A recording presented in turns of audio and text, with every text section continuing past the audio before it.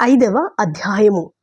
ప్రవక్తలైన హగ్గయియు, ఇద్దో కుమారుడైన జెకర్యాయు యూదాదేశమందును యెరూషలేమునందును ఉన్న యూదులకు ఇశ్రాయేలీయుల దేవుడైన యెహోవా నామమున ప్రకటింపగా, షయల్తీయేలు కుమారుడైన జెరుబ్బాబెలును యోజాదాకు కుమారుడైన యేషువయును లేచి యెరూషలేములో నుండి దేవుని మందిరమును కట్టనారంభించిరి.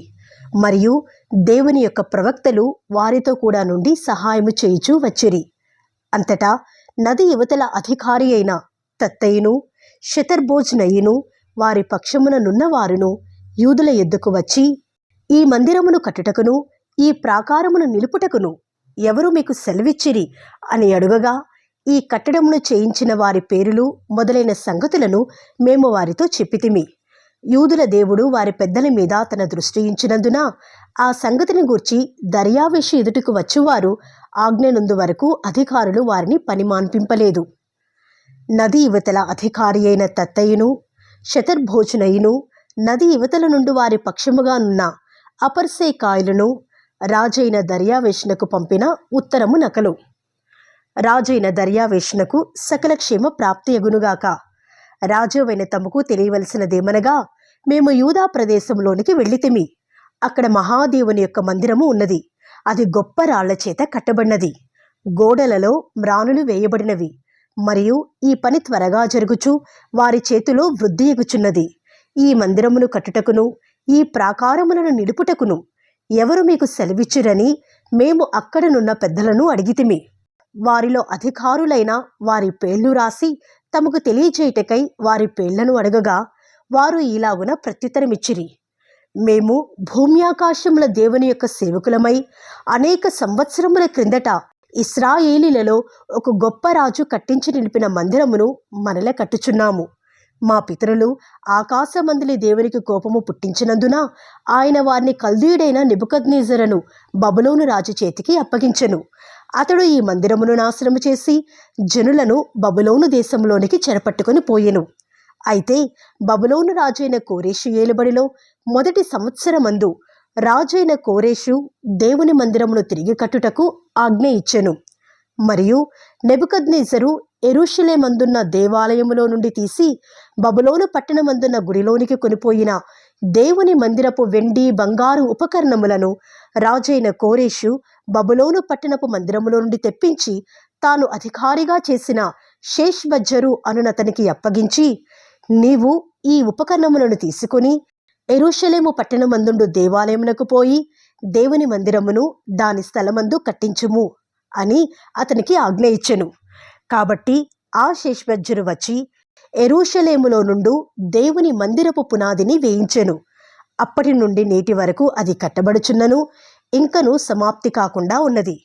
కాబట్టి రాజువైన తమకు అనుకూలమైతే బబులోను పట్టణమందున్న రాజు యొక్క ఖజానాలో వెతికించి యెరూషలేములో నుండి దేవుని మందిరమును కట్టుటకు రాజైన కోరేషు నిర్ణయము చేసెనో లేదో అది తెలుసుకొని రాజువైన తమరు ఆజ్ఞ ఇచ్చి ఈ సంగతిని గూర్చి తమ చిత్తము తెలియజేయగోరుచున్నాము. 6వ అధ్యాయము. అప్పుడు రాజైన దర్యావేషు ఆజ్ఞ ఇచ్చినందున బబులోనులో ఖజానాలోని దస్తావేజు కొట్టులో వెతుకగా మాదీల ప్రదేశమందు ఎగ్బతానాయను పురములో ఒక గ్రంథము దొరికెను. దానిలో వ్రాయబడి ఉన్న ఈ సంగతి కనబడెను: రాజైన కోరేషు ఏలుబడిలో మొదటి సంవత్సరమందు అతడు యెరూషలేములో ఉండు దేవుని మందిరమును గూర్చి నిర్ణయించినది. బలులు అర్పింపతగిన స్థలముగా మందిరము కట్టింపబడవలను. దాని పునాదులు గట్టిగా వేయబడవలను. దాని నిడివి 60 మూరలను, దాని వెడల్పు 60 మూరలను ఉండవలను. 3 వరుసలు గొప్ప రాళ్ల చేతను, ఒక వరుస క్రొత్త మ్రానుల చేతను కట్టింపబడవలను.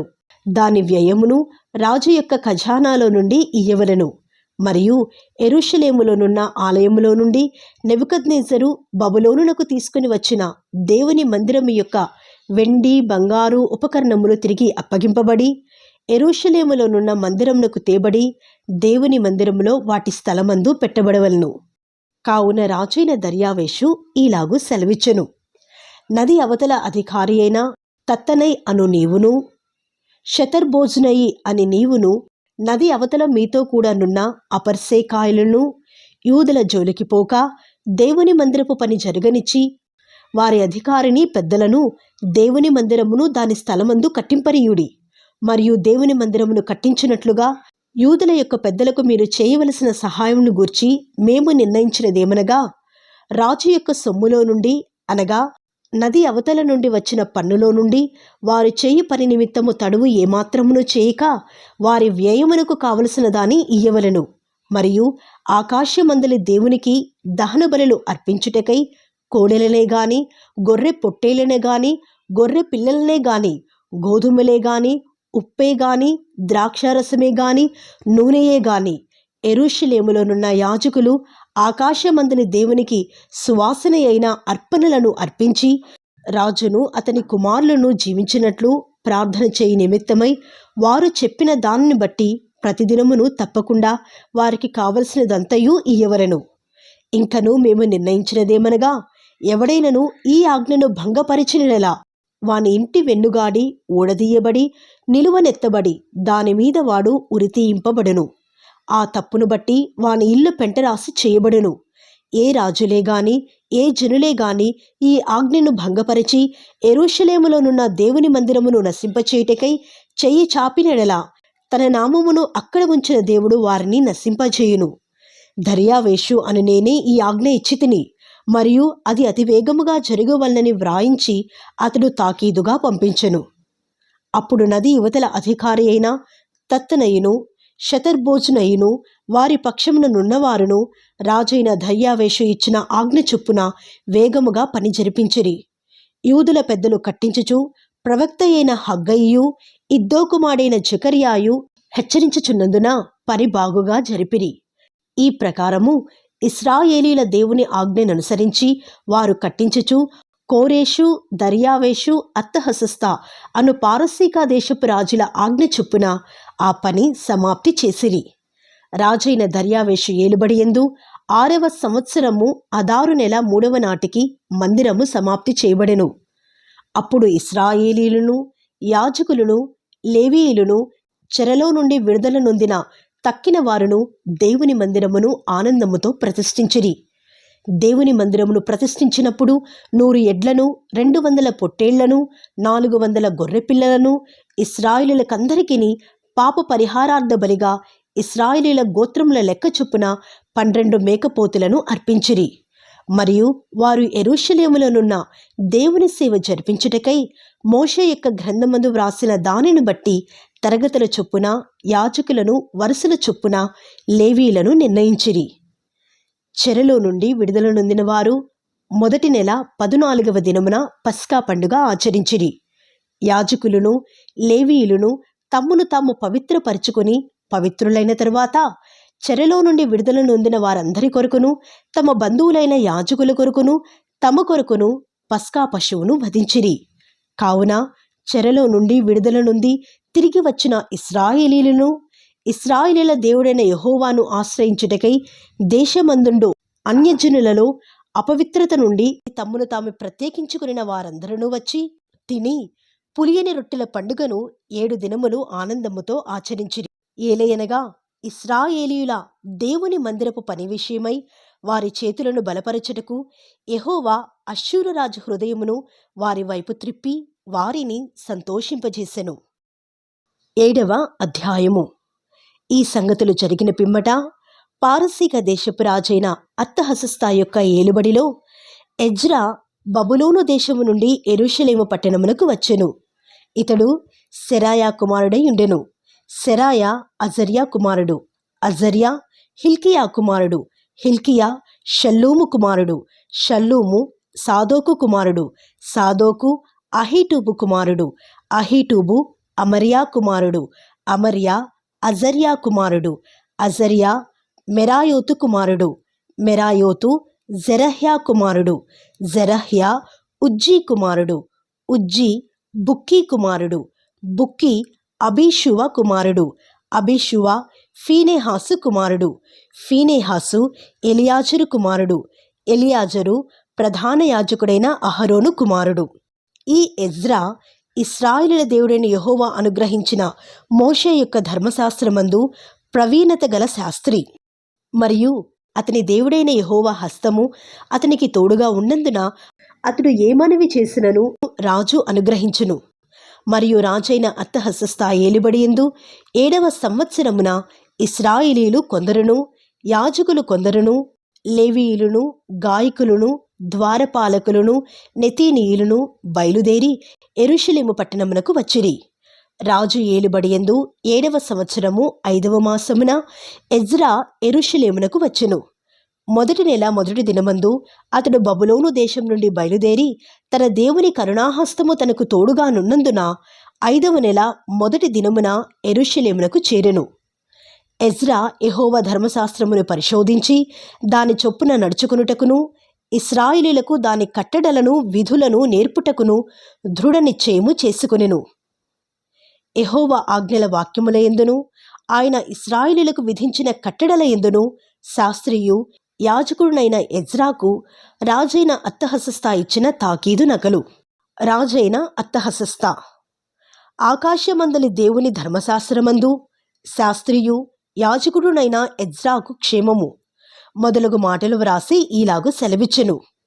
చేతనున్న నీ దేవుని ధర్మశాస్త్రమును బట్టియు యూదాను గూర్చియు యెరూషలేమును గూర్చియు విమర్శ చేయుటకు నీవు రాజు చేతను అతని 7 మంత్రుల చేతను పంపబడితివి గనుక మేము చేసిన నిర్ణయమేమనగా, మా రాజ్యమందుండు ఇశ్రాయేలీలలోను వారి యాజకులలోను లేవీలలోను యెరూషలేము పట్టణమునకు వెళ్ళుటకు మనఃపూర్వకముగా ఇష్టపడు వారెవరో వారందరూ నీతో కూడా వెళ్ళవచ్చును.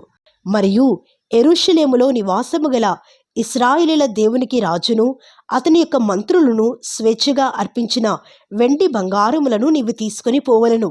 మరియు బబులోను ప్రదేశమందంతటా నీకు దొరకు వెండి బంగారములంతయును జనులను యాజకులను యెరూషలేములోనున్న తమ దేవుని మందిరమునకు స్వేచ్ఛగా అర్పించు వస్తువులను నీవు తీసుకొని పోవలను. తడవు చేయక నీవు ఆ ద్రవ్యము చేత ఎడ్లను, పొట్టేళ్లను, గొర్రె పిల్లలను, వాటితో కూడా ఉండవలసిన భోజనార్పణలను, పానార్పణలను కొని యెరూషలేమందుండు మీ దేవుని మందిరపు బలిపీఠము మీద వాటిని అర్పించుము. మిగిలిన వెండి బంగారములతో మీ దేవుని చిత్తానుసారముగా నీకును నీ వారికిని యుక్తమని తోచిన దానిని చేయవచ్చును. మరియు నీ దేవుని మందిరపు సేవ కొరకు నీకియ్యబడిన ఉపకరణములను నీవు యెరూషలేములోని దేవుని ఎదుట అప్పగింపవలను. నీ దేవుని మందిర విషయములో దానమిచ్చుటకై మరి ఏదైనను నీకు కావలసిన ఎడల అది రాజు యొక్క ఖజానాలో నుండి నీకియ్యబడును. మరియు రాజునైన అర్తహషస్త అను నేనే నది అవతలనున్న ఖజానాదారులైన మీకు ఇచ్చు ఆజ్ఞ ఏదనగా, ఆకాశమందలి దేవుని ధర్మశాస్త్రములో శాస్త్రియు యాజకునైన ఎజ్రా మిమ్మును ఏదైనా అడిగిన ఎడల ఆలస్యము కాకుండా మీరు దాన్ని చేయవలెను. 1000 తూముల గోధుమలు, 200 మనుగుల వెండి, 300 తూముల ద్రాక్షరసము, 300 తూముల నూనె, లెక్క లేకుండా ఉప్పును ఇవ్వవలెను. ఆకాశమందలి దేవుని చేత ఏది నిర్ణయమాయనో దాని ఆకాశమందలి దేవుని మందిరమునకు జాగ్రత్తగా చేయింపవలసినది. రాజు యొక్క రాజ్యము మీదికిని అతని కుమారుల మీదికిని కోపమెందుకు రావలెను? మరియు యాజకులను, లేవీయులను, గాయకులను, ద్వారపాలకులను, నెతీనీయులను, దేవుని మందిరపు సేవకులనైన వారందరినీ గూర్చి మేము మీకు నిర్ణయించినదేమనగా, వారికి శిస్తు గాని సుంకము గాని పన్ను గాని వేయుట కట్టడపు న్యాయము కాదని తెలుసుకునుడి. మరియు ఎజ్రా నది అవతలనున్న జనులకు తీర్పు తీర్చుటకై నీ దేవుడు నీకు దయచేసిన జ్ఞానము చొప్పున నీవు నీ దేవుని యొక్క ధర్మశాస్త్ర విధులను తెలుసుకునిన వారిలో కొందరిని అధికారులుగాను న్యాయాధిపతులుగాను ఉంచవలెను. ఆ ధర్మశాస్త్ర విషయంలో తెలియని వారెవరో వారికి నేర్పవలెను.